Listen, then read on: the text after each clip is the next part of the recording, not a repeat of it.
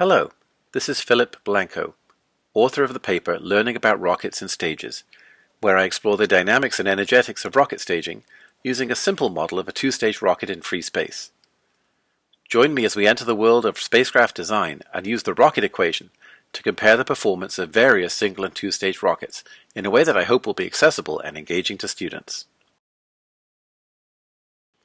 To illustrate the principles discussed in my paper, and have some fun at the same time, consider a race between these rockets, each constructed from 4 identical boosters, with the same total fuel and identical payload capsules. As in my paper, the payload capsules are colored blue, first stage boosters green, and second stage boosters orange. In the starting lineup, we have a single stage rocket that fires all 4 boosters at once, and 3 differently configured two-stage rockets, including one not shown in the paper.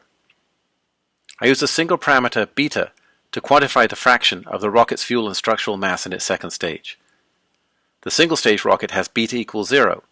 The rocket next to it has beta equals 1/2, since its first and second stages have equal mass and fuel load. The other values for the rocket shown here are on the left of your screen. Now let's see what happens if we race these rockets in free space, no gravity or atmospheric drag to worry about. Which rocket do you think will propel the payload to the fastest final speed? And which will end up the slowest? Let's find out. Ready, set, go! In this race, the single-stage rocket starts with more thrust than the others, and so takes an early lead. But once the two-stage rockets discard their spent masses, sooner or later they will catch up and overtake it. The blue curve shows the payload's final speed as a function of second-stage mass fraction beta. You can see that there is a maximum for an optimal beta of about 12% for the payload mass used here. Pause the video to examine the graph because we need to get it out of the way.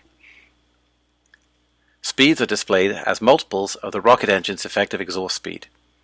In my paper, I provide equations for the reader to vary the rocket components' masses and calculate the effects on their final speeds, kinetic energies, and the optimal second-stage mass fraction. Now, surprising to some, even the odd-looking back-to-front rocket at the bottom, with a second stage 3 times larger than the first, will eventually pass its single-stage equivalent at the top.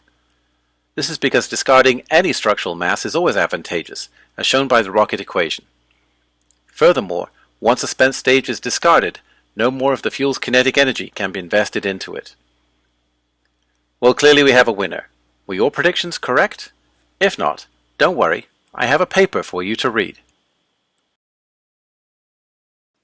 Please see my published paper in Physics Education Journal and check out the supplementary materials that include 3D models, a PowerPoint presentation, and a discussion of the pros and cons of rocket staging for interplanetary travel.